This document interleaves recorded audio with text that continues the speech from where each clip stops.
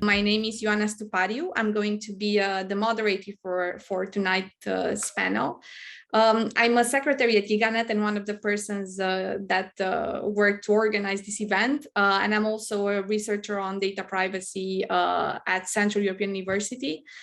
And I'm very happy to chair the last panel of the day, which is on a topic very exciting. It's going to be a very diverse panel with a lot of papers on very different topics, and which basically tell us a lot about what we are facing nowadays in terms of internet governance, from threats with regards to civil representation in the internet governance arena, to threats regarding ethical and human rights concerns, regarding new technologies such as machine learning or AI in this case, to another paper that we're going to see on cybercrime and how we can adapt some legal problems that we usually have, like jurisdiction or enforcement of law, but in the cyberspace.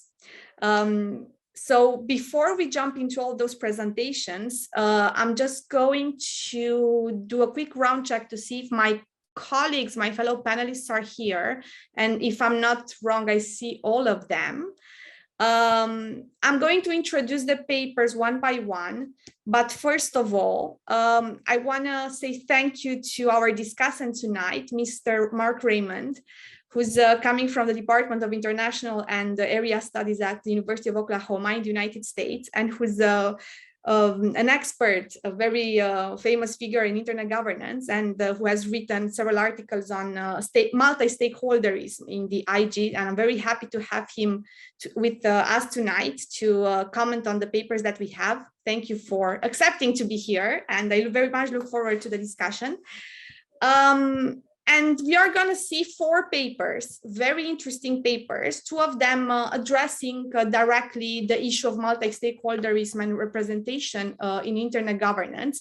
The first paper is going to talk about IGF and multi-stakeholderism at the level of IGF.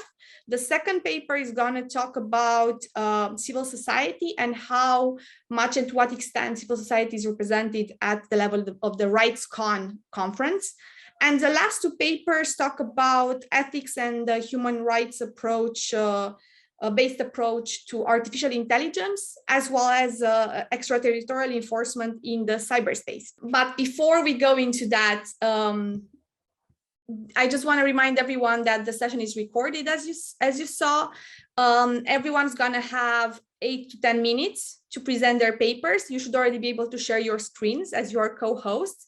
I'm going to write you a couple of minutes in advance before you finish your time that you still have 2 minutes left. So just try to check the chat. And everyone else, if you have questions, you can start addressing them in the chat so that the speakers can see them and start preparing questions. We won't take questions or comments until all 4 papers have been presented and Mark here is gonna deliver his comments. And then you're going to open the floor for questions. After, of course, each presenter will respond to the comments. So there's going to be a chance, of course, to respond to questions, to comments coming from Mark. So yeah, start writing down your questions. I'm sure it's going to be an interesting discussion.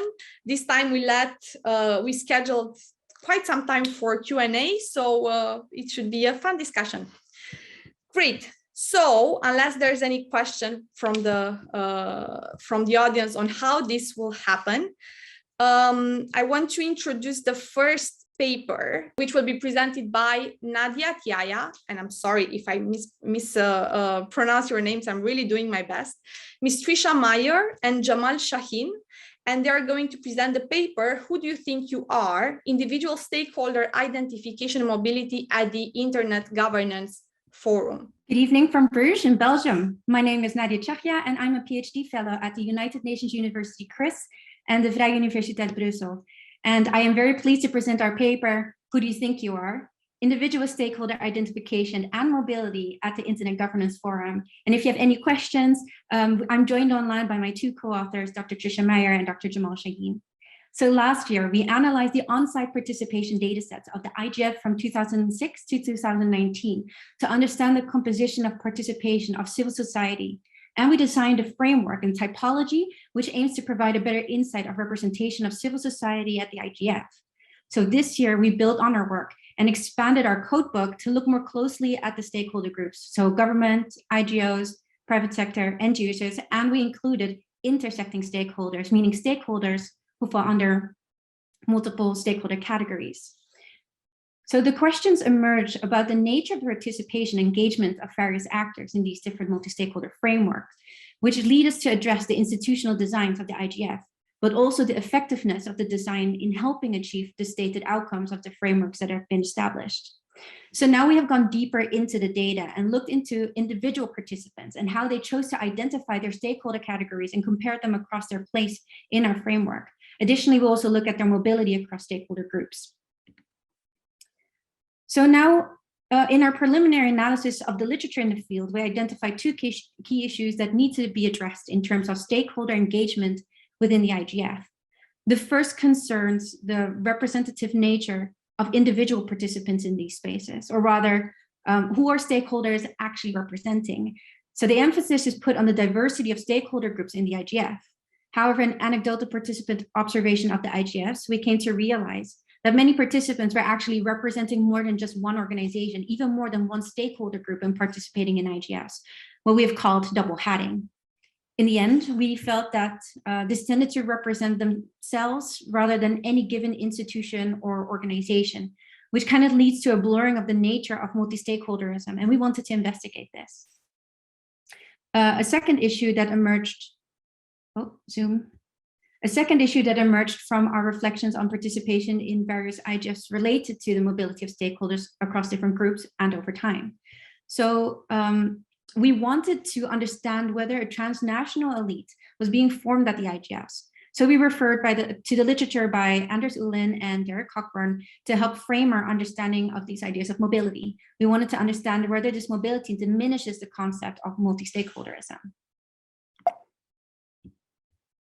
So specifically, we analyzed the data to address the following questions. How have stakeholders identified themselves in comparison to their allocation in the Internet governance stakeholder framework, and where do the discrepancies lie?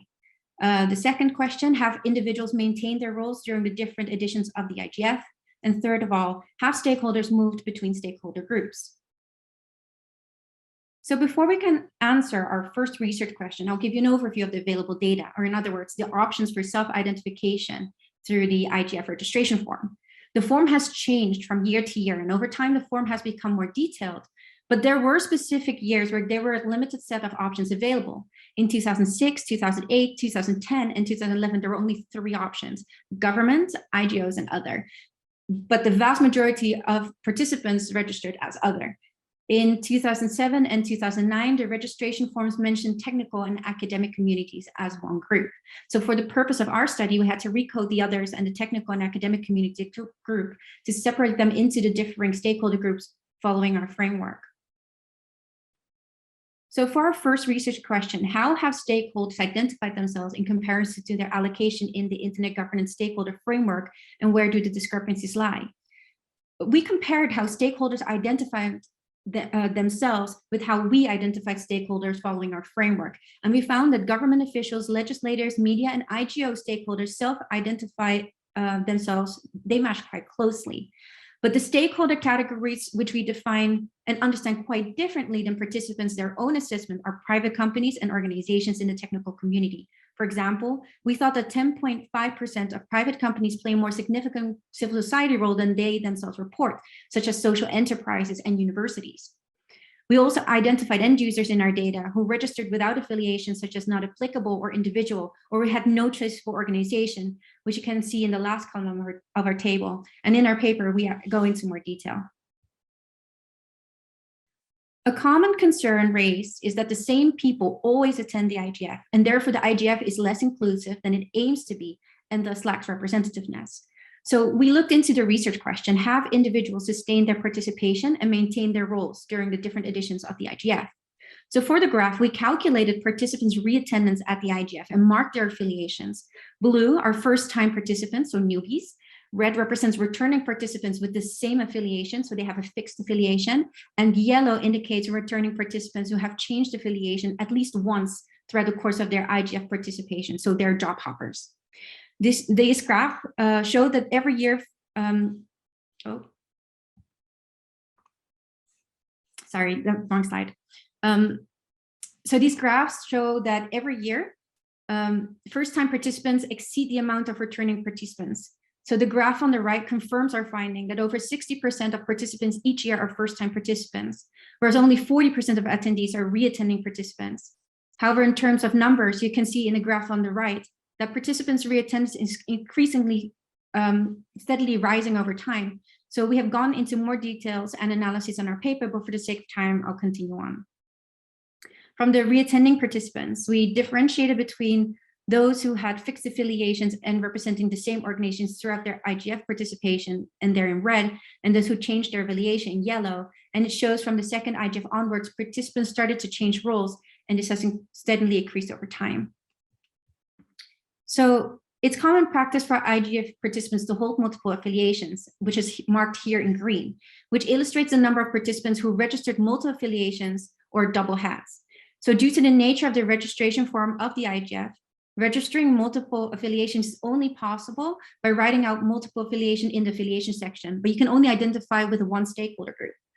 However, participants with double hats can have different stakeholder identities. For example, I'm United Nations University CRIS, which is an IGO, the VUB, which is academia, EURIDIC, which is civil society, and EURID, which is technical community. So due to the limitations inherent in the structure of the registration forms, research into double hatting is by nature ambiguous because it may be that participants did not register all their affiliations. For example, I'm only registered as UNU CRIS. So the limitation of assigning only one stakeholder group to each registrant means that the raw data from the IGF participants list does not necessarily capture all the hats in the room. What is then important to acknowledge is that as stakeholder group identifications independent of the individual's registrant's affiliation, inaccuracies may enter into the declared stakeholder groups. So these do have impact on the participation statistics. So the last research question, have stakeholders moved between stakeholder groups? In the last graph, we see that up to 40% of participants are returning participants, of which the majority stay with their previous stakeholder group. But there is a clear percentage in yellow that indicates stakeholder group movement. Our research then goes further into detail to look at the different stakeholder groups and where people are moving to and from. To summarize, our research shows that there is an equal distribution of movement between stakeholder groups, meaning that similar numbers of individuals have moved between two stakeholder groups over time. So we see fluidity across these stakeholder groups. This raises the questions regarding the legitimacy of the division of stakeholder groups according to the baseline definition of multi-stakeholderism. Or in other words, when stakeholders cross between different stakeholder groups, what are the meanings behind the categorizations? So currently, political discussions around the impact of multi-stakeholder participation in the IGF have led to a broader debate on the aim and ambition and desired outcomes of multi-stakeholderism in this forum. So in the ways we've discussed just before, they all address issues of participation in this multi-stakeholder environment. So our contribution to this debate is structured by a critical reflection on understanding which types of stakeholders participate in IGFs and how this might evolve over time. So thank you very much for your attention. Thank you, Nadia, for the presentation. I think it would be very interesting to see how these numbers have been impacted by the transition to the online of the IGF, but I guess that's something that could happen in the next months or years when we have more data. So congratulations for the research. I see we have Nicola with us, Nicola Palladino, right, who's ready to present the next paper on filling the gap between principle and practice, how to build an ethical and human rights-based toolkit for AI development. Thank you, everybody. I'm Nicola Palladino from the Trinity College, Dublin. I'm very happy to be here tonight and sharing with you my paper, the presentation of this paper that's called Filling the Gap Between Principle and Practice, building an ethical human rights-based toolkit for AI development that is part of a broader project that I'm carrying on at the Trinity College under the Human Plus program that has been founded by the Marie Curie. And as you know, artificial intelligence is raising greater expectation, but also raising a lot of concern. On the one side, artificial intelligence is supposed to help us to address the complexity of the modern world, optimizing our decision-making processes and resource allocation. But on the other side, artificial intelligence is alleged to affect the integrity and autonomy of people and communities. For this reason, in the last few years, the opinion according to which the full potential of artificial intelligence could be attained only aligning artificial intelligence design with ethical principle of human rights has gained an increasing consensus because it is seen as a way to avoid misuses of these technologies, but also an underuse of this technology and then damages in terms of loss of opportunity caused by a lack of public trust, as already occurred in the past with the nuclear power or the GMO. And for the result, there have been flourishing of ethical initiatives aiming at setting principles for the artificial intelligence design, but these initiatives very often fall short in ensuring the effectiveness and enforcement of the principle that declared there too. Some authors relate this poor performance of ethical initiative to the intention of biotech company to put in place just ethical washing initiatives to soften or delay state regulation. And this is certainly true in many cases, but probably it's just half of the story, because all the scholars relate this gap between principle to practice to the complex socio-technical nature of artificial intelligence system.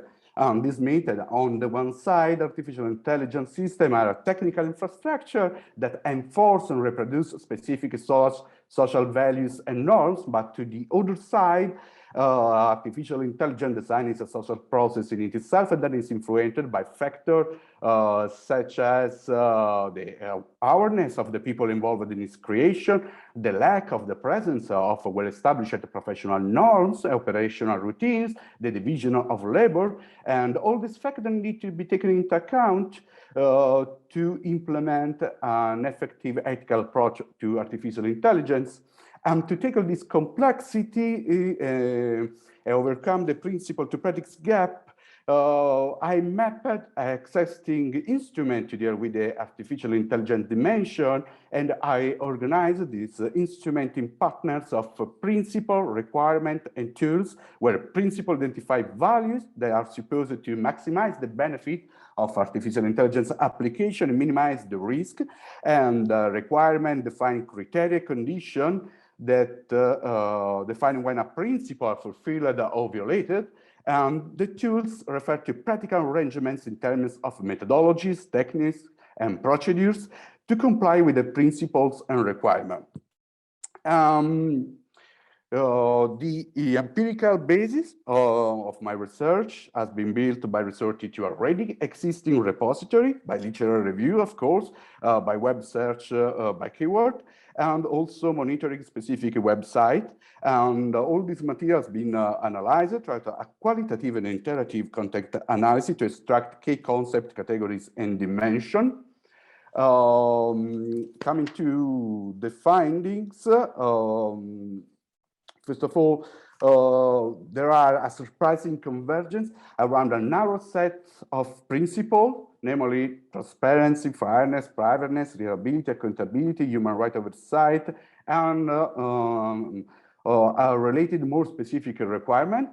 We have not the time to discuss in detail each of one of that, but we can come back on the QA section. Which regard the tools, my analysis led to a taxonomy of AI ethical tools. In the first instance, it's possible to distinguish between governance and technical arrangements, where governance arrangements refer to organizational procedures and accountability mechanisms to control AI development, while technical arrangements approach the compliance with the ethical and human rights requirement in terms of technical performance problem, which could be solved by intervening on coding, data, or other features of digital architecture. And as we can see, Technical arrangement could be also distinguished in some family of class like metrics, model exploration, pre, on, post-processing operation, and so on. And also governance arrangement could be distinguished in a smaller class like documentation, assessing and reviewing procedures, oversight procedures, and participation procedures. By combining principle, requirement, tools, it's possible to provide a first systematization of the methods and instruments to deal with the AI ethical challenges, organizing a different level of abstraction from general kind of action to more granular techniques and methodology to specific and ready-to-use tools. Here we can see an example of this systematization that's limited to the sole principle of fairness, that, as you can see, could be broken down in the more specific requirement of bias prevention, data representativeness, inclusive benefit distribution, and inclusive design. For each of them is possible to refer to some kind of class or family of techniques, of instruments that could be used. We can also identify specific techniques and also single tools that apply in them in specific cases. There are, but coming to other maybe more interesting findings, my research for the moment led to point out that most of the effort in these years have been devoted to developing technical tools addressing some issues as bias prevention, explainability, data minimization that seem tractable from a mathematical standpoint. And maybe also for this reason, governance and technical arrangements appear very poorly integrated, and external stakeholders are scarcely involved in both the design and the implementation of tool mechanism to address ethical challenges. And I think this is tricky because there is a risk of building mathematical formalization and representation of ethical issues that may not correspond to the contextual and practical needs of society, law, and politics. Because we are not putting in place the necessary mechanism to ensure that the instrument we are creating will effectively serve the values, needs, and fundamental rights of the people that they with. And I think finally, this kind of finding suggests that technical tools must be integrated and shaped in a wider governance process into an unitary comprehensive framework clarifying the rules and responsibility of different actors at different stages of the AI production cycle. Thank you so much. Thank you, Nicola, for a very entertaining presentation and for writing this paper. And now we move to Rohan, who's back, ready to present his paper, which I want to remind you the topic of is Geopolitics of Digital Rights Discourse, Mapping Civil Society Representation at RightsCon. Rohan Grover, our speaker, you have the floor. Good morning, everyone. My name is Rohan Grover, and I'm a PhD student at the Annenberg School for Communication and Journalism at the University of Southern California. And this presentation is called The Geopolitics of Digital Rights Discourse, sort of turning back to continue the conversation that Nadia was talking about in her presentation. And so in this study, I was really motivated by previous scholarship about multi-stakeholderism to evaluate how well the inclusion of civil society achieves the institutional goals of democratization and representation. So in this presentation, I'll describe why I chose RightsCon as my site for this analysis, then review my method for studying policy discourse at the conference, followed by 3 key findings, and finally end with a summary of contributions and questions about multi-stakeholderism going forward. So to begin with some context, I'm sure many of us are already quite familiar with RightsCon, but essentially it's an annual conference hosted by the digital rights organization Access Now.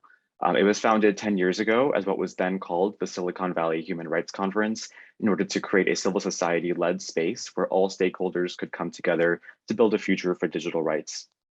Since then, it has attracted over 23,000 participants from nearly every country in the world, and several governments and the UN also regularly sends delegates. So this combination of scale, global brand, and focus on civil society give RightsCon, I think, both credibility and great importance for internet governance, especially as a more ground-up, action-oriented contribution to the multi-stakeholder model, in comparison to the IGF. So in this study, I scrutinized RightsCon itself as an ideal site of multi-stakeholderism in order to better understand how well it epitomizes and advances geopolitical diversity through representation and democratization.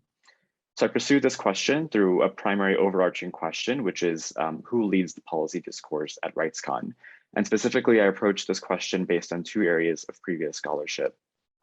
The first area is literature that evaluates multi-stakeholderism and internet governance. So I find it generative to distinguish the fiction of multi-stakeholderism as a coherent framework articulated by academics and regulators from its messy, ambiguous reality in the field, and also to empirically evaluate this reality in ways that don't perpetuate the centrality of the state, for example, by studying sites of internet governance outside of the IGF, ICANN, and so forth.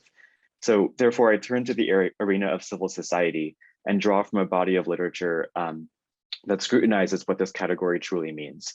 So many understandings of civil society assume that it automatically advances democratization, representation, by complementing the state by representing grassroots interests from below. However, at last year's GigaNet, as Nadia just talked about, Tjahja, Meyer, and Shahin constructed a typology of civil society participants at the IGF to illustrate the heterogeneity of organizations in this category, in which some, but not all of them, represent end users. So I was motivated, in part by their study to further complicate this category by drawing on a post-colonial critique of both of civil society and geopolitical power in order to better understand policy discourse in civil society of internet governance. So I do this by turning to RightsCon to unpack this fiction of multi-stakeholderism. And within that, I examined which organizations drove what I call meso-level policy discourse across 3 years of conferences. While textual discourse analysis examines power at the level of specific language, meso-level discourse analysis examines power at the institutional level. So in this case, RightsCon organizes a series of sessions, with each session led by one or sometimes 2 or 3 organizations that host the session. So in order to examine institutional discursive production, then I scraped each agenda from the conference website, identified the host organizations for each session, coded those organizations for 2 geopolitical variables, and then analyzed patterns across 3 years. So here's a descriptive summary of the data that I used. There were 992 sessions across the 3 conferences. I excluded those that didn't list a host organization, leaving about 850. These sessions were led by 300 to 350 organizations each year, although overall, across 3 years, there were about 500 distinct host organizations, since many of them led sessions in multiple years. So now I'll turn to who led policy discourse in 3 different ways. So I mentioned that I coded organizations for 2 geopolitical variables. So the first variable is the home region where the organization is based, and the second variable is the region that it claims to as its scope. So for example, Access Now, which runs RightsCon, is an organization based in the US. So its home region is the US, but it claims to be a global digital rights organization. And so its scope region is coded as global. Then I aggregated organizations by geopolitical regions. And rather than aggregating solely based on country or by continent, define these regions based on a sort of geopolitics that counts for patterns of historical power and similarity. And so these regions are listed in this table here, with the first line being global organizations, followed by the rest in decreasing order of representation, starting with the US and then Europe, and then the next one's Canada, Australia, New Zealand, and so forth. Then I further aggregated these regions across the global binary between global Northwest, which refers to the intersection of nations that are in both the global North and the West, and then the global Southeast, which refers to all other countries. And so this table, I think, answers the question, who leads sessions at RightsCon? It shows that the global North and West is overrepresented with 72% of all session hosts, but also that the US in particular accounts for half of those. This table also shows a discrepancy between organizations with a global home region and organizations that claim global scope. So only 16 hosts, largely UN agencies, would have what I coded as a global home region, and yet 207 organizations claim a global scope of their work. So where do those groups come from? To answer that, I compared each organization's 2 regions against each other. As may be expected, half of all organizations that claim global scope come from the United States. So this means that the US is not only overrepresented in terms of the number of organizations that come from the region, but also that its organizations assert jurisdiction over the global domain of digital rights discourse. So next, I was interested in seeing how these organizations drive the agenda of RightsCon. So I classified sessions by different themes and then analyzed the host organizations within each theme over the 3 years. So here's a geopolitical sort of distribution of host organizations by home region for 3 different themes. So a key takeaway here is that again, largely US-based organizations are positioned as thought leaders on specific topics that likely shape the policy discourse in that arena. So for example, privacy sessions tend to focus on US or Western legal frameworks and norms. Misinformation became a prominent theme at RightsCon only after the 2016 US presidential election. And another example is internet shutdowns, which are largely imposed everywhere except the US and Europe, and yet the US and Europe really drive the discourse in this arena.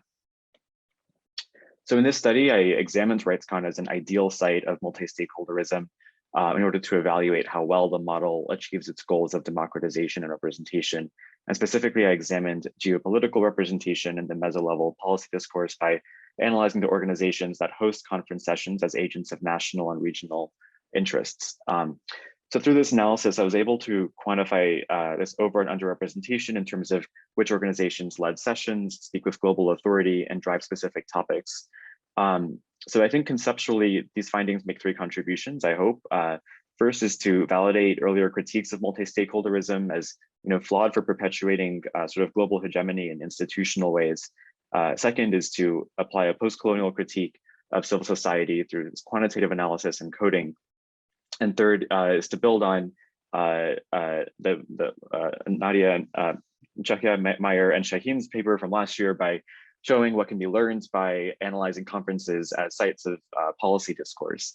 And so in terms of future research, I hope that this, which is still a work in progress, opens up new questions about how funding is implicated in representation and driving policy discourse globally within digital rights activism, applying the civil society typology that Nadia talked about from the IGF to RightsCon, measuring change over time and refining these findings through textual discourse analysis, particularly using the video recordings of sessions available once RightsCon moved online last year. And so overall, my motivation with this study was really to empirically validate and add texture to critiques of multi-stakeholderism from a different geopolitical perspective, and by turning attention to civil society spaces as sites of internet governance. So I look forward to any feedback to continue this project of refining our understanding of how multi-stakeholderism operates in the field to ultimately advance the goals of democratization and inclusion in internet governance. Thank you. Thank you for some very interesting numbers. I have to admit, I've never thought that studying those numbers would result in such obvious influence of some parts of the world.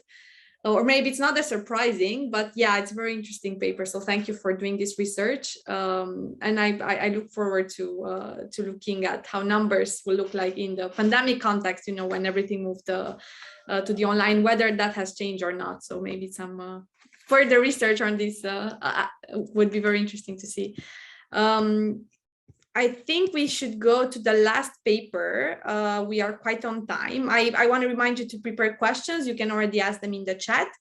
And meanwhile, I see that Asaf Lubin is already here. So Asaf is going to delight us with his paper on the prohibition on extraterritorial enforcement jurisdiction in the datasphere. So we move towards the cyberspace and cybercrime field. Asaf, you have the floor for your presentation. Thank you so much for the invitation. I'm delighted to be here and really enjoyed the other presentations, and I have a few questions that will pose in the chat after I present my own. Unlike the other papers that have been presented so far, my paper is purely theoretical, and it's also veered towards the legal, and in that sense might be a little different. It is part of a book chapter that will be published later in 2022 as part of a forthcoming Edward Elgar research handbook on extraterritoriality and international law that is being put forward by my dean of my law school at Indiana University, Austin Parrish, as well as Cedric Reingard. So two preliminary notes at the outset of my presentation. First, there's now 3 decades of scholarship on cyber jurisdiction and internet governance, which makes it a real challenge in trying to capture them all in a single book chapter, as well as in trying to say something original about them. And I will do my best in trying to achieve both those efforts. The second is that as a scholar, I tend to reject a purely positivist, formalist, or doctrinal account of jurisdiction or of international law more broadly. I am the result of my own upbringing, getting my education at Yale Law School. I've adopted a New Haven school model of contextual pragmatist policy reasoning for prescriptions in the international system, which aim at crafting minimum world public order. And as Janet Leavitt has posed in 2007 in her Yale Journal of International Law piece, I believe that such a pragmatist account is more representative of a portrait that and that it is at once both more colorful in its nuance and daunting in its complexity. So let me start at the outset with what is the traditional view around the use of any cyber tool across borders in international law. And that traditional view is a sovereigntist view, which says that any non-consensual access to data that is, quote, stored on a server located in the territory of another state constitutes a breach of the territorial integrity of that state. And it's rooted in a conceptualization that prides sovereignty as a core feature of international law. As the Restatement Third on Foreign Relations, for example, states, it is universally recognized as a corollary of state sovereignty that officials of one state may not exercise their functions in the territory of another state. Extending exclusive territoriality to data stored on computers and servers within one's borders reflects the thinking of Bodin, who believed that the preservation of the state mandates that foreigners be denied any opportunity to usurp governmental functions. And it also reflects the thinking of Vattel, who promoted the notion of external sovereignty as a rule according to which no state has the smallest right to interfere in the government of another. But at the outset of what my paper tries to put forward is the idea that in the name of protecting this pure conceptualization of sovereignty, we're giving up a ton of sovereignty. That is to say that there's a sovereignty trade-off in this mix. And that is perhaps reflected in one key statistic. Less than 1% of the cyber incidents that occur annually in the United States result in an actual arrest. Again, that's less than 1%.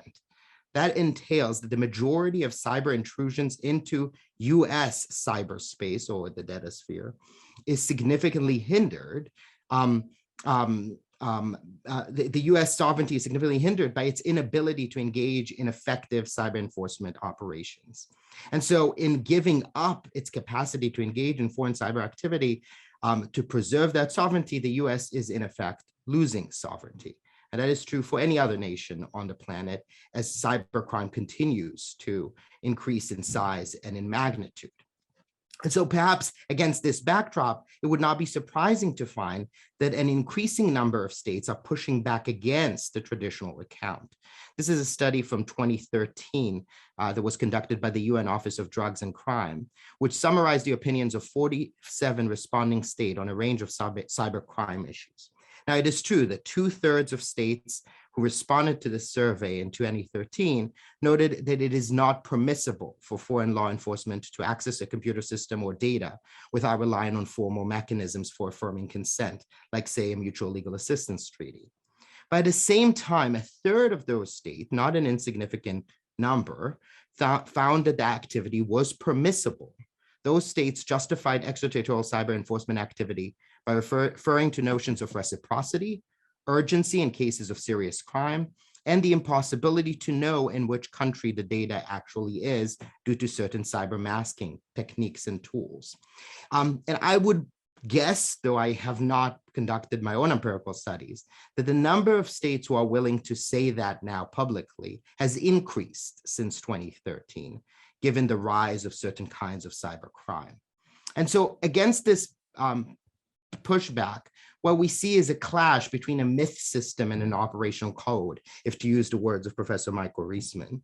That is to say that while states generally promote the myth of a territorial sovereignty position publicly, privately, they engage in practice in certain forms of cyber enforcement activity extraterritorially against that myth, creating a clash between opinio juris and state practice, between the myth system and the operational code. And that chasm, as it continues to increase, creates a real problem for the legitimacy of the system. Because as Kelsen said, the validity of the law presupposes a minimum efficacy of the law. If the law stops being a reflection of what is, there's a question about whether or not the law continues to possess internal legitimacy. And so against this, I propose that we reconceptualize how we might regulate jurisdiction in the datasphere. And to do so, I suggest that we recognize the fluidity of the datasphere as being both at once a sovereign concept and a non-territorial concept. And so in that sense, I do not propose that we adopt either the pure sovereigntist model that has been proposed in the past, nor do I suggest that we adopt a pure exceptionalist model that says that there should be no jurisdiction in cyberspace, that in cyberspace, we can just have universal jurisdiction for all. Rather, an alternative could be to begin to identify particular categories that justify certain exceptions in a limited sense. And so in the paper, I look at 5 such categories of circumstances that justify fraying at the edges of our traditional doctrine. Those are consent, anonymity, cyber piracy, cyber espionage, and certain forms of de minimis intrusions. Now, within the limits of this presentation, I can possibly go through all 5. I will refer you to the chapter if you're interested in any one of them, as well as be happy to take this up in the Q&A. I'll just demonstrate this by one example, which is just looking at anonymity. So in the context of anonymity, you might think about the use of certain the onion routing masking technologies that would deny the ability of identifying the location of the cyber criminal. It is in that context that it seems inconceivable to expect the states to collaborate through an MLA process with a state whose identity they do not know because they do not know yet where the hacker is located. In that sense, to say to them that the default should be that they do nothing because the location is unknown seems unrealistic and unlikely to have any effective result and would only benefit criminals who use these tools. And so the result could be that we set a limitation on, say, situations of anonymity in cyberspace, where in those circumstances, a state could be allowed to use extraterritorial enforcement capacities solely until they demask the identity of the hacker. Once they do, we latch back on the obligations to collaborate and work through an MLA process with the state in which territory the hacker is located. This is but one example of how we might be able to create a middle ground for a regulatory environment as a matter of lex lata, as a future law. Lex Veranda as a future law in this space. So I'll stop here, but I look forward to the discussion. Thank you, Asaf, for a very challenging and original research and perspective. And I very much look forward to hearing what Mark has to say, because we now heard 4 papers and we have our commentator who prepared comments, questions for all 4 sets of authors. I want to thank the organizers for inviting me to be the discussant on this panel. I very much enjoyed all of the papers. If you haven't taken a look yet, please do. There's some really interesting work here. I will be following up by email, hopefully later today, with each of the sets of paper authors to give you some written comments, since I'm pretty restricted here in terms of timing. So I will go in the program order just to keep the Tjahja et al. And the Grover papers sort of together. So with respect to the first paper on the IGF, my sort of first inclination anytime I read a paper on the IGF, especially when it's framed in terms of effectiveness or governance, is to push back on that and to really ask you to think very carefully about whether or not you think the IGF does governance. Right? What is it governing precisely? What methods does it use that look like governance methods? So discussion and governance, I think, are distinguishable analytically, and I think it's really important to be very clear about that. Now, that said, the empirical work here is still really well done and very interesting. But I think overall, the paper does need to think about its framing. So the framing kind of wanders, right? The first frame is in terms of debates on the effectiveness of the IGF. Well, effective at what? Measured how? And then especially because really the paper is simply about how stakeholders identify. But that doesn't have an obvious connection to this sort of initial frame around the IGF's effectiveness, unless you can spell that out for the reader, which I didn't really get very strongly in the paper itself. The paper then, ultimately winds up sort of getting at this question of the newbie share. That's the one last comment that I want to make. And it really is interesting that you note that a substantial portion of the participants are actually not repeat participants. But I wonder about the conclusion that you're hinting at from that. To me, what it seems to suggest is that basically most of the people at the IGF really don't matter. That the people who really matter are the core group who are going every year. Whether or not they're with the same stakeholder group, I don't know. You said that you have, in response to Dimitri's question, the data on whether it's individual people that keep hopping between stakeholder groups. I would have really loved to see that more in the paper or in a future paper, because I think it's really fascinating. So I'll end for now in this paper. It's a really wonderful project. I'm super interested in seeing what else you guys do with this. So I really enjoyed learning about it. For the Grover paper, again, really fascinating. And I love the sort of decision of trying to extend this research agenda. And the way you've done it is also really beautiful. The framing here, I think, is generally very good. I do have one question about the Chakravarti framing about civil society, right? I wonder if it's really that we need to choose between the traditional liberal view of civil society and the post-colonial view of society as sort of winner takes all choices, right? It seems to me that's actually an empirical question. The relationship between any particular civil society and its state is really something we should not be making a sort of pre-theoretic assumption about, but actually determining empirically. And I think you would actually see a pretty wide variety of variation in state civil society relations that are not only driven by this question of post-coloniality or not, right? I think you'd find actually more textured variation than that. The concept of geopolitical power is a little bit underdeveloped in the paper, and I would have loved to see you engage with some of the international relations literature, mainly probably because that's my own field. So I'll suggest some things to you when I follow up. A couple of sort of smaller bore questions about the actual empirical analysis. I wonder, you briefly talk about this, but I wonder if it would be possible to actually isolate or at least determine the influence of Access Now in selecting the session hosts. Could you, for example, try and get them to give you data on accepted versus rejected sessions coded in at least some of the same ways that you have approached this data, which I think is really fantastic. But more broadly, I wonder about whether there's actually a selection effect that's doing some of the work here, right? Because what if post-colonial states simply believe the UN IGF is the more legitimate forum and so select it as their place to go? So maybe it's not just all Access Now, maybe it's a little bit on the other side of the equation.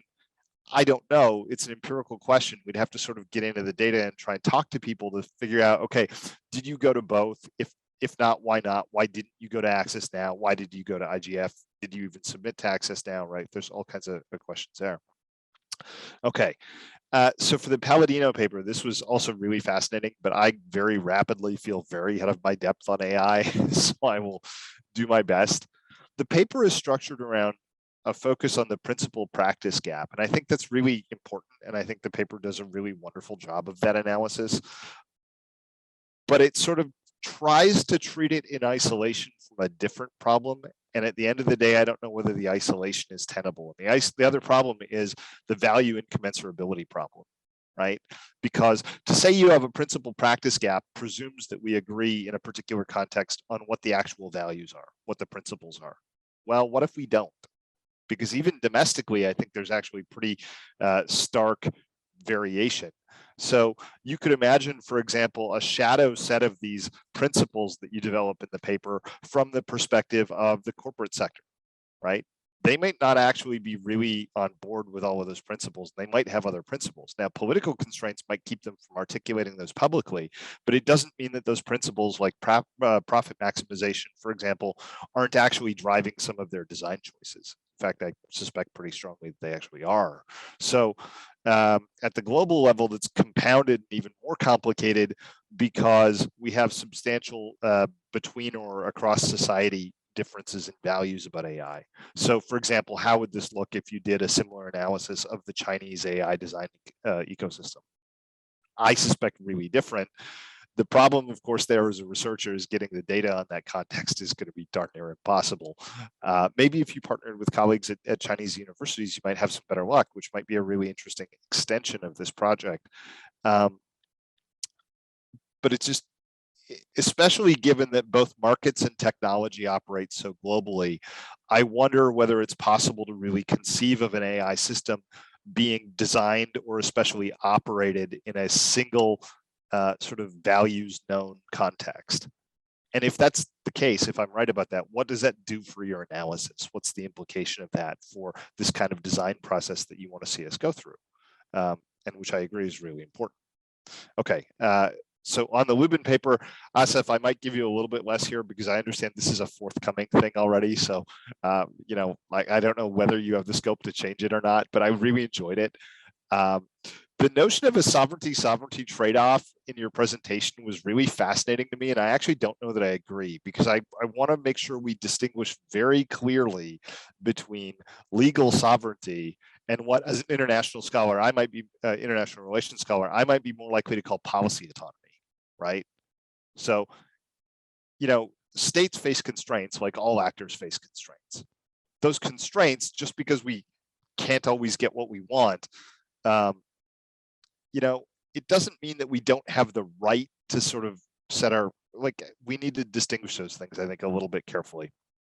More generally, anytime I see an international law piece, I always go, but what about the international relations literature? Where's the politics here? So like, I'll again suggest some things to you that I really wish you'd engage with. The GigaNet example, if folks go and read the paper, the GigaNet example is fascinating. And I think really in some ways shows how, I've got a chapter in a book on cyber stability and the stability of the international system that should be coming out next year. I think that GigaNet example shows the way that internet adoption actually breaks the possibility of domestic governance, especially for states that are not the United States, at a really fundamental level, because it inserts extraterritoriality into the discussion at a sort of such a basic level that I was surprised by it, and I hadn't thought about it fully. So that was really deeply fascinating. I'm probably going way long. I'm very sorry. I will stop here. But these were all, as you can see, really great papers. Thank you. Thank you, Mark, for the highly constructive feedback. Really, I mean, I don't think anyone would have minded for you to go on for a couple more minutes. But I think now all four speakers would like to say something as well. So I'm going to give you the floor back again for 2-3 minutes each, if you would like to make comments, to answer to what Mark has pointed out, or to ask questions one to another. And then, of course, we're going to go to a Q&A from the audience. We already have some questions in the chat. But anyway, let's start with Nadia in the order of papers. I think that Jamal will want to take some of the questions. Jamal, I see Jamal. Yeah. Hi, Jamal. Hi. Welcome. Hi. I hope you can all hear me fine. Yes, we can hear you. Good, thanks. It's also raining really badly here, so I'm expecting leaks. So I hope they don't fall on the computer. Anyway, thanks very much for the comments, Mark. I'm going to touch on a couple of points that you made in the paper, and maybe also take this opportunity to refer to Deborah's question that she posted in the chat as well. But really useful to think about this idea of the IGF differently. So thinking about, you mentioned this idea of discussion and governance being different, and I completely agree with that. And I think that that's something that we try to raise in the paper. We talk about the effectiveness of the IGF. That's clear. That's what we did at the beginning. But what we try and do is really evaluate the kind of stakeholders that are participating and their mobility therein. One of the reasons that we do this is because we're looking into the debates on the IGF reform and how the IGF is actually, considering the way that it's shaping itself, what kind of role it has, and so on. So these questions, I think they all come together. And what we try to do is actually provide this kind of, as you said, this massive empirical data set to have some more meat to those discussions on exactly where they go. Now, the way we've done that, I think, is to try and trace these different stakeholders as they participate through. In my response to Deborah, as well as what I'm going to say to you, I think this idea of the newbies is one that, you know, we kind of say, well, the IGF should be an open forum, right, for anybody to participate in. What our initial thought was, having been to several IGFs ourselves, was, oh no, it's always the same people that attend, right? And you hear that quite a lot. And then when you look at the data, you see there are quite a few people that attend, just one, right? So that was one of the things we wanted to kind of actually put out there, to say, well, yeah, you know, when you look at the data, there are more people that attend. That leads to questions, though, of, okay, how much do they matter? I think that's a really interesting point that you make, right? We can't analyze that from the data, but what we can show is that, you know, that there are these questions about continuity and stability and so on of the conversations that take place in the IGF. We can raise those questions with this data. I think this data set then also allows us to do these thicker research projects that we want to do later on, actually, you know, going in and contributing to a lot of the analyses of the IGF that have already taken place, but having this data set in the back of our mind. So I think that's where we could, yeah, maybe let the conversation continue a bit more. But thanks very much for those insights, which will help us frame a bit the paper on the one hand, and then also draw out some of the really nice stuff from it. Thank you. Thank you, Jamal, for your comments.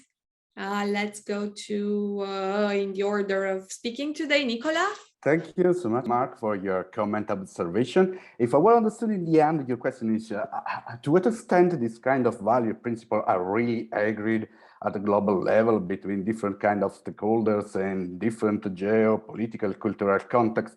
Well, in my presentation, I talked about a surprising convergence because in the end, it's what we can observe. The data set that I analyzed consists of several documents by different kind of actors, and most of the, you talked also about difference between corporate sector and probably public sector.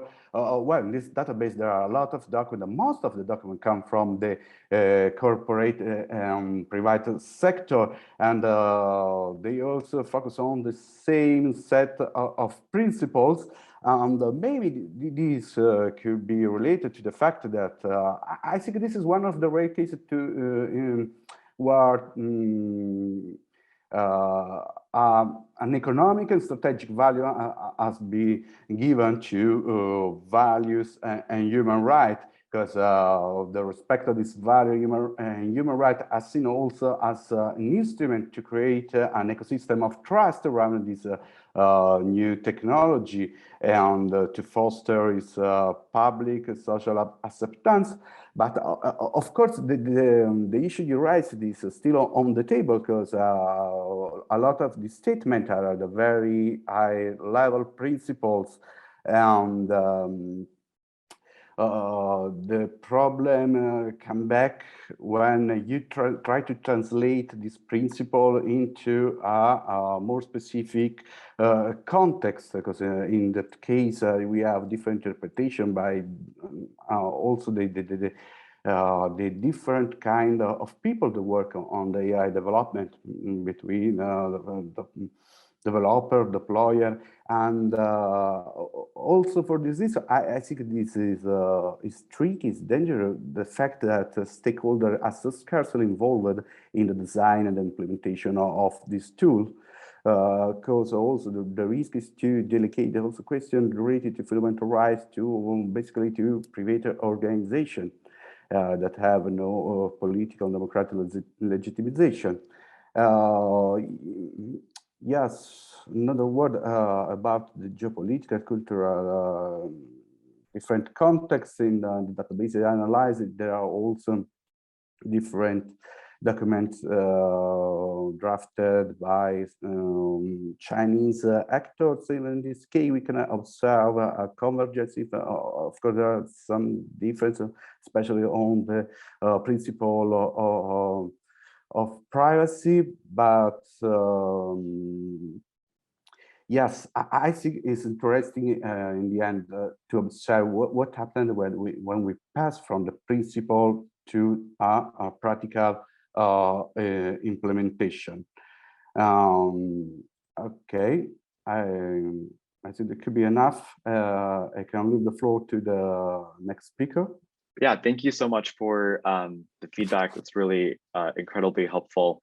I'll respond to a couple of the points that you raised. The first is, and hopefully responding a little bit to Asaf's question in the chat as well, this point about sort of more clearly evaluating civil society and adding what I think you said, this sort of textured understanding of this post-colonial critique of civil society. So that's definitely a question that I'm interested in pursuing further. I wasn't able to do it as part of this project, but I did start sort of interviewing a couple of civil society groups, focusing so far in India to better understand this question of representation, sort of filling this gap or measuring the gap between expectations of representation imposed by sort of global institutions and enactments of representation achieved kind of locally through sort of operations and the model of the organization, whether they have members, who they're accountable to, and things like that.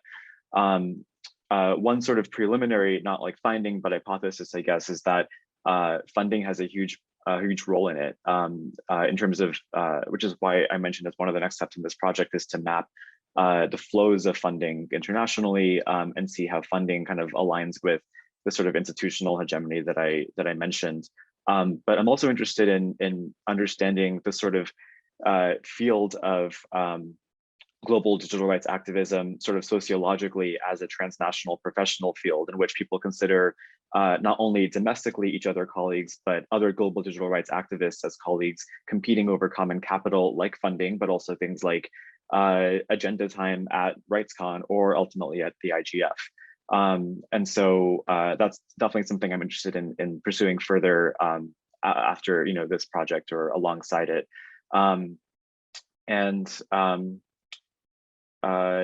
Yeah, I think that was the main thing. And then yeah, I definitely look forward to the literature you recommend on further developing the geopolitical sort of perspective. I think that'll be really valuable. So I appreciate the feedback. Just in terms of context for the question that I posed to you, so I worked at Privacy International in London, a very London NGO. And yet, if I looked at the diversity of the employment within the organization, there was quite a big diversity of people coming in and sharing as part of our work, very diverse points of view and ways of thinking and reflecting their own backgrounds and experiences and education. And so that's where I came to this.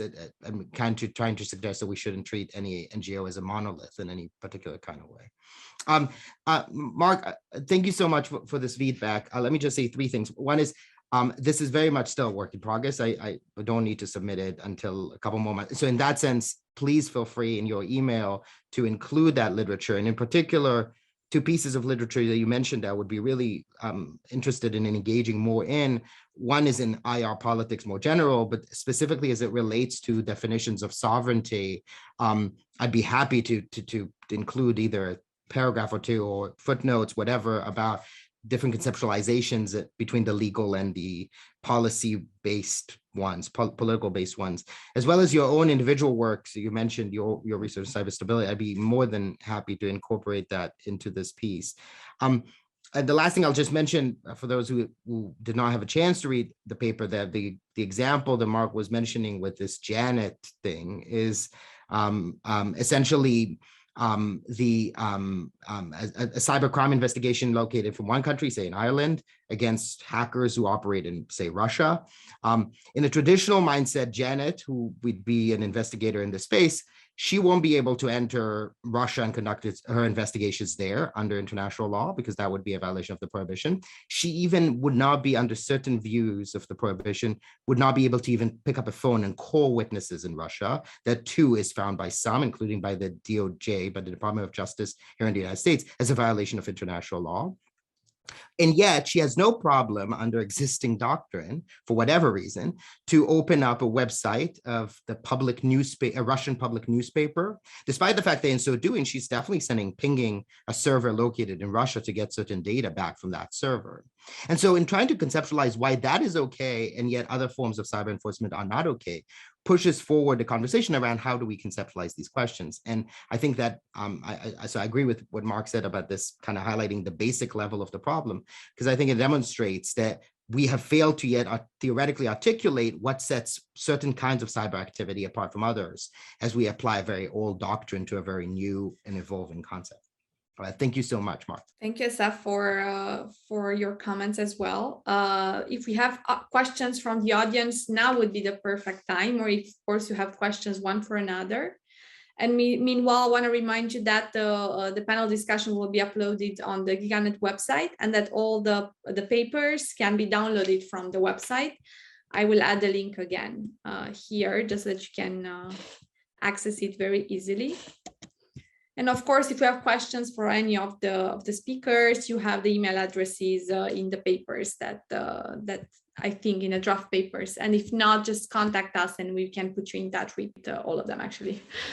So do you have any questions from the audience for any of the speakers tonight? I can pose one question for Nicola. Awesome. I'd be curious about in what ways your research differs for, so I worked at Berkman Klein Center, and a few years ago, colleagues at Berkman Klein published their own kind of study looking at principles of AI. In what way is your research reaching conclusions that were different than the conclusions that were reached by the BKC report, if at all, or do you see it as just building up on the work that they did and the findings that they had about both about which principles are the primary principles or the most common principles, as well as about synergies between them? Thank you for the question. Well, really, I know the report of Berkman Center that is I6 seminar in this field, but my aim was to move forward, because there are a lot of research about what are the principles, and I saw there is also, I think, an agreement about what are the main principles. They are already recurring in every publication, but my intent was how these principles have been translated in technical methodologies, tools, how they are translated in something that people can really use when are developing and designing an artificial intelligence system. Because this is, I think, that the gap that we have to address in this moment. And well, I was telling before, now there is an agreement on high-level principle, but the real question is what happens when we try to translate here into practice, because I think that the effectiveness of this principle, especially of human rights in the digital world, could be granted only if we embed the principle within the technical design. And this is a crucial moment to have a human right really effectively, actually respected in the digital world. And in this regard, what you can see now is that the production of this tool methodology is for most part in the hand of tech companies, standard-centered organization, and the technical community at large, and for the moment, we can see that they are focusing just on a narrow set of requirements that we can conceive as a part of more general principles, like fairness, like bias prevention. There is a lot of work on bias prevention, a lot of work on explainability, a lot of work on anonymization, because they are tractable by a mathematical standpoint. But the risk that we miss all the social political process that should be surround the production of these methods and technologies that should control that they effectively respond to the need of the society. We can have just solution just to say, okay, we addressed the problem, so you can trust to our technology, so use it.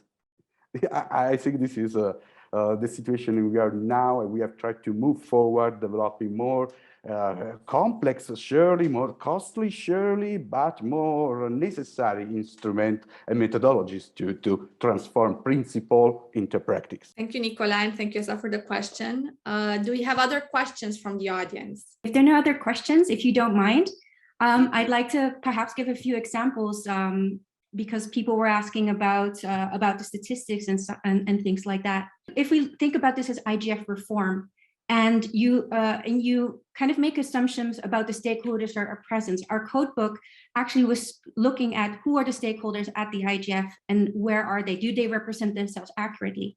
So, for example, one thing that we saw, if we take a GigaNet focus, there are a few hundred academics out there. Why are these few hundred academics not at GigaNet? What is the reason that there are all these people and they're for no reason they're not here in these conversations? When we look at the data, we also realize that a lot of students, so end users, are registering as part of the university. So when you look at academia references on the IGF websites, that refers both to academics and academia. So what the aim is of us creating this data set is to make opportunities for informed decisions. So when you now look at the IGF MAG strategic working group on strategies, they are looking at options for including more government, including more private sector, and having more new participants. And so then questions that is coming out in a policy brief that we're writing for future recommendations is, you want to have more government, but according to our data, we found that there are government institutions that are part of civil society. So that means the civil society data includes governments, for example, data protection officers that work for government, or agencies that work for the government, or government organizations that were not invited by the IGF, that are not part of a specific ministry. So then we have people from government that have been excluded, perhaps from certain conversations, perhaps from not being even taken into considerations. And sometimes people then wonder, is your mayor civil society because he represents the people, or is he government because he represents part of the larger structure? So raising attention to these differences will change the way that we do policy making, because then we reflect on what is happening in practice. If we say, well, all the people, we all know each other. We've seen each other in all the different sessions, so there's no new people.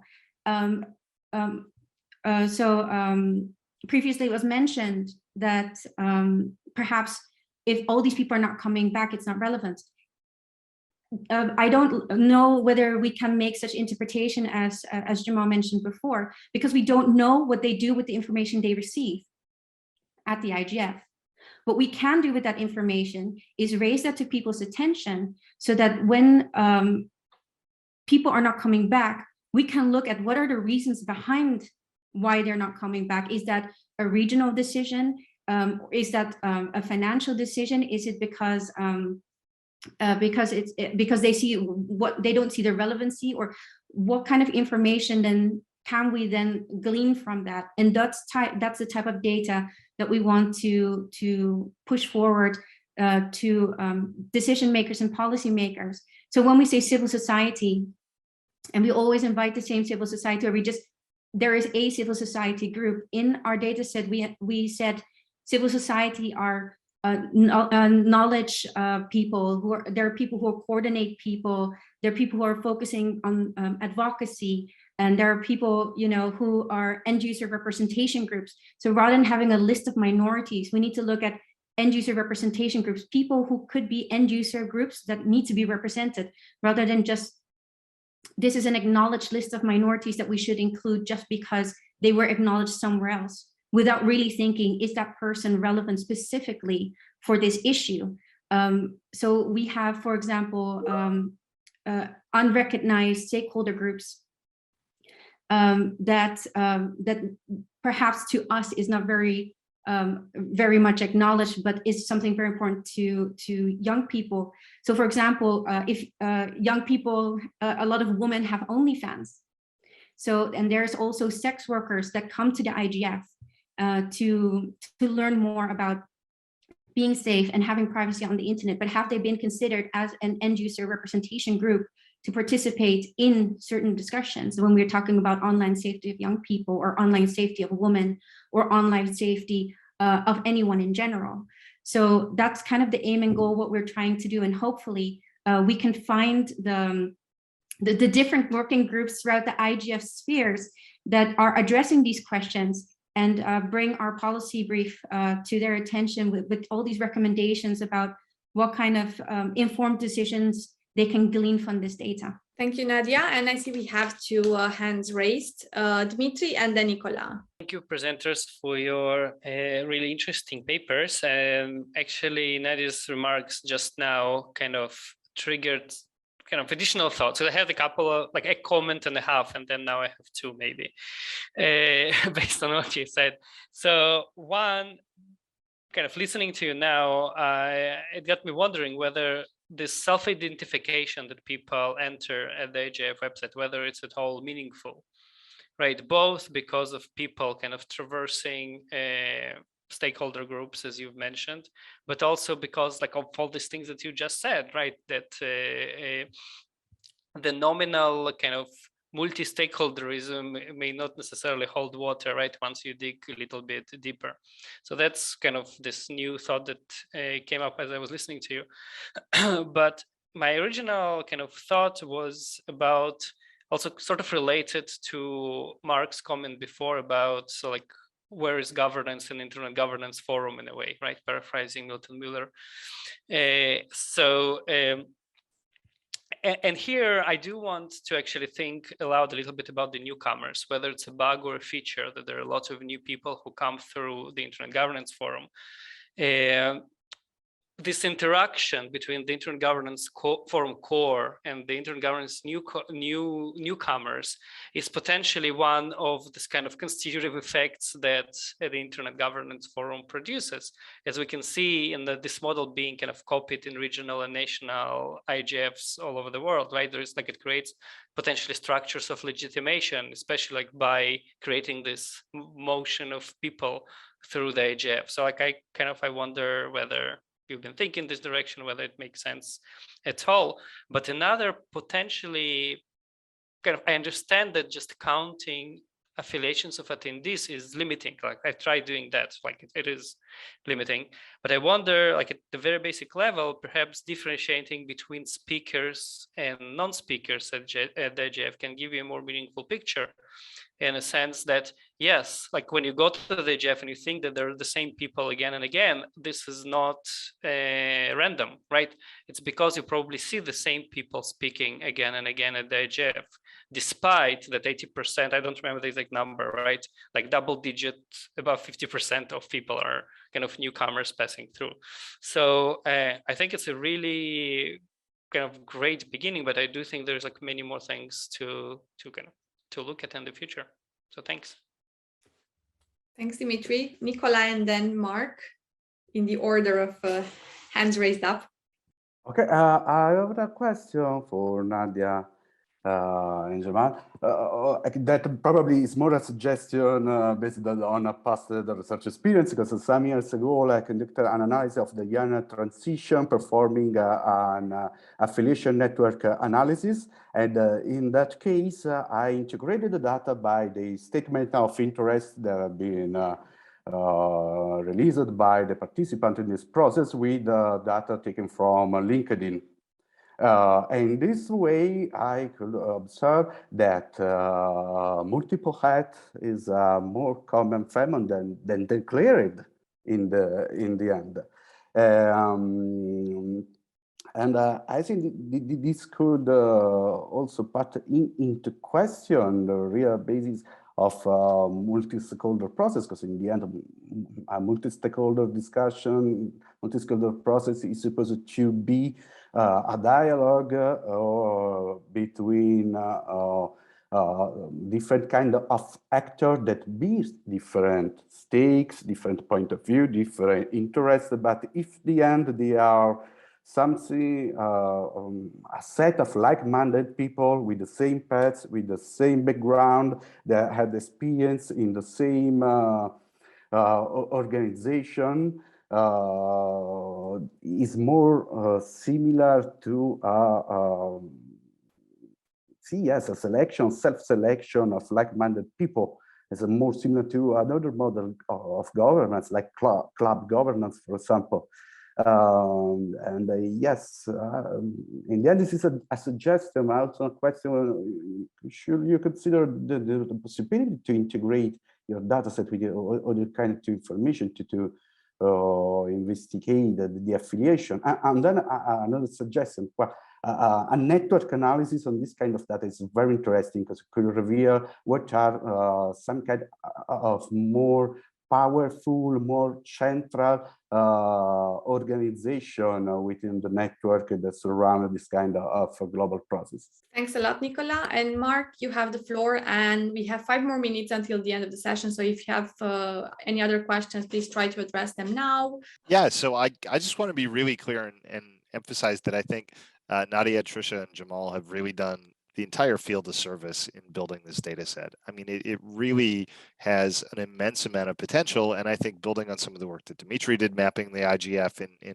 different ways, and some of the work that Nicola suggested, I think there's an enormous amount of potential here. And I would love actually to see people to pick this up and run with it and try and replicate it in other contexts. So one of the points that Laura and I tried to make in our paper on multi-stakeholder governance is it's actually not a single model, right? That different institutional contexts have very different procedural rule sets that mean that you get very different forms of multi-stakeholderism. And so replicating this data, for example, in ICANN, and doing the same kind of data collection project in the ICANN context or the IETF context, those would be 2 that would immediately stand out to me as really interesting and important. And I can add, just as a funny personal anecdote, I have a particular experience with the self-identification process in registering for ICANN. So about, gosh, more years ago than I care to admit now, probably 6 or 7 years ago, for a paper that's still not published, I went to the ICANN LA meeting. And I was doing some observation of the governmental advisory committee, and I had to register, and I had to pick a stakeholder group. And they didn't have, at that point, I don't know if they do by now, they didn't have an academic category. And so I was trying to think through the research ethics of how do I pick from this limited set of options and identify such that these government folks know who the heck I am in a way that's honest and the way that's open. And so the closest analog I could find was media. And so here I walk into the GAC meetings, and this was right at the start of the Ioana transition. It was the first meeting where they ever had a GAC election. So I saw the first ever GAC election in process, which was fascinating. This was the year where they had set ICANN had set the GAC up in a tent out by the pool at the hotel in LA. And there were kids playing and splashing in the background. You could hear this. So everyone else was in these gorgeous hotel ballrooms, and ICANN stuck the governments out by the pool in a tent. It didn't go well. I tweeted about it, and I got an official follow-up by ICANN about my tweet, asking me like, what's wrong?